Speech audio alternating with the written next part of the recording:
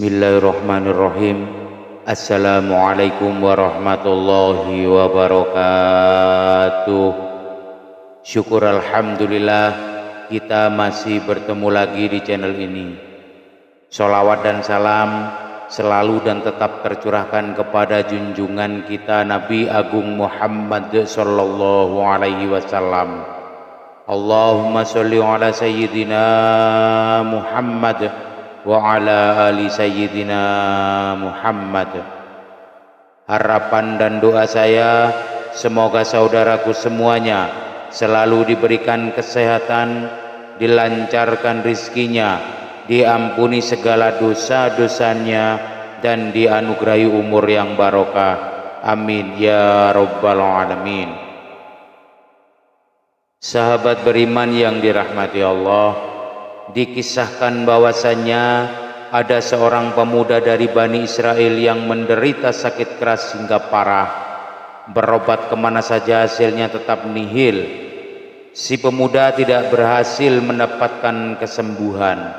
Karena sangat begitu parahnya, ibunya mengucapkan nazar, jika anaknya tersebut sembuh dari penyakitnya, ia akan keluar dari alam dunia selama 7 hari. Setelah Allah subhanahu wa ta'ala memberikan anugerah kesembuhan kepada anaknya, ia tidak dapat melaksanakan nadarnya sebab tidak mengetahui bagaimana caranya keluar dari alam dunia.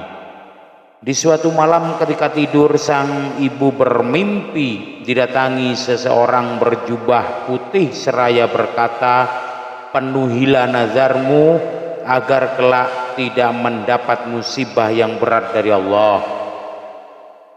Orang berjubah tersebut memberi petunjuk agar perempuan itu dikubur hidup-hidup selama 7 hari lamanya. Pagi harinya ia pun memanggil anaknya dan menceritakan apa yang ada dalam mimpinya semalam. Lantas ibu tersebut memerintahkan anaknya agar menggali kuburan di tengah-tengah perkuburan umum dan menguburnya hidup-hidup. Si anak kemudian melaksanakan perintah ibunya.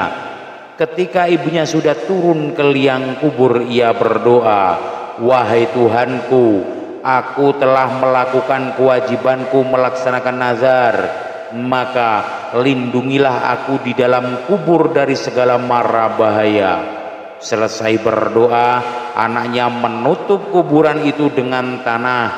Kemudian tak lama di dalam kubur, ibu itu melihat cahaya memancar dari atas kepalanya.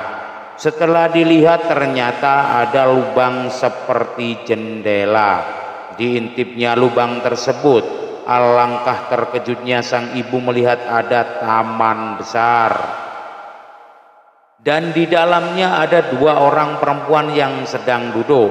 Keduanya memanggil-manggil, "Wahai perempuan, keluarlah dari tempatmu dan bergabunglah dengan kami di sini." Tiba-tiba lubang itu menjadi lebar, sehingga ibu itu pun menyusul mereka berdua.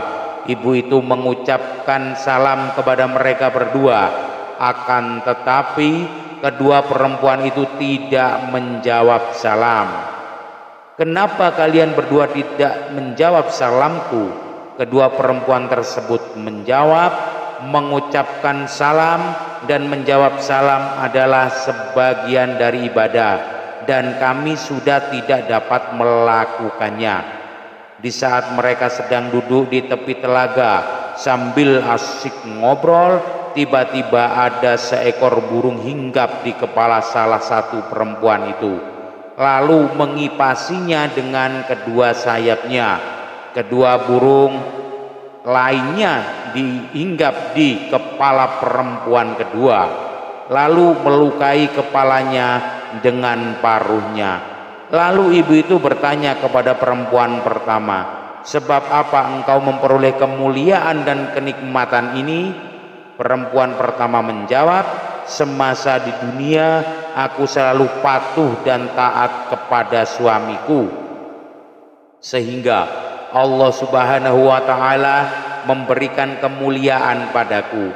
Lalu ibu pun bertanya kepada perempuan kedua, sebab apa engkau mendapatkan siksaan pedih seperti ini? Perempuan kedua menjawab, ketika hidup di dunia aku tekun beribadah, namun aku durhaka kepada suamiku, sehingga Allah Subhanahu wa ta'ala memberikan siksaan yang amat pedih seperti yang engkau lihat. Suamiku tidak meridhoiku sampai aku meninggal dunia. Oleh karenanya, jika engkau telah kembali ke dunia lagi, maka sampaikanlah minta maafku kepada suamiku. Barangkali suamiku berkenan memaafkanku dan meridhoiku. Setelah 7 hari lewat, dua perempuan itu berkata, berdirilah dan masuklah ke kuburan, karena anakmu sudah datang menjemputmu pulang. Ketika sang ibu memasuki kuburannya, anaknya sudah selesai menggali kuburannya, kemudian mengeluarkannya dari dalam kuburan dan membawanya pulang ke rumah. Sesampainya di rumah, berita tersebar luas bahwa dirinya masih hidup dan berhasil memenuhi nazarnya. Banyak tetangga yang datang dan ingin mendengarkan pengalamannya. Tanpa didasari, ibu itu melihat suami perempuan yang mendapat siksaan di alam kubur, lalu menceritakan apa yang dialami istrinya. Perempuan itu meminta maaf dan ridho kepada suami perempuan tersebut. Setelah mendengar ceritanya, suaminya mau memaafkan dan meridhoi mendiang istrinya. Kemudian malam harinya sang ibu bermimpi bertemu dengan perempuan tersebut. Lalu perempuan itu berkata, aku sekarang sudah terbebas dari siksaan sebab pertolonganmu. Mudah-mudahan Allah Subhanahu wa ta'ala membalasmu dengan kebaikan dan mengampunimu dari segala kesalahan. Sahabat beriman yang dirahmati Allah, Rasulullah Shallallahu Alaihi Wasallam berpesan kepada sahabat dari kalangan kaum wanita, perhatikanlah bahwa posisimu dari dirinya yaitu suami, karena sesungguhnya dia adalah surgamu dan nerakamu. Hadis riwayat Ahmad. Jika suami adalah surga dan neraka bagi istri, maka seorang istri hendaknya berusaha keras untuk mendapat membahagiakan suami. Dengan mengetahuinya, seorang wanita akan berusaha keras untuk menghiasi dirinya dengan sifat-sifat terpuji, sehingga dapat mengantarkannya kepada kebahagiaan hidup di dunia dan di akhirat kelak. Nabi Agung Muhammad Sallallahu Alaihi Wasallam pernah bersabda, sebaik-baik wanita adalah seorang istri yang membahagiakan suaminya ketika dia memandanginya, menaatinya ketika dia memerintahkannya, dan tidak menentangnya dalam urusan diri dan hartanya, sehingga menyebabkan kebenciannya. Hadis riwayat Ahmad, An-Nasai, dan Al-Hakim. Wallahu alam bisawab. Demikian yang bisa saya bagikan, semoga bermanfaat untuk kita semua, amin ya rabbal alamin. Usikum wa nafsi bitaqwallah. Assalamu alaikum warahmatullahi wabarakatuh.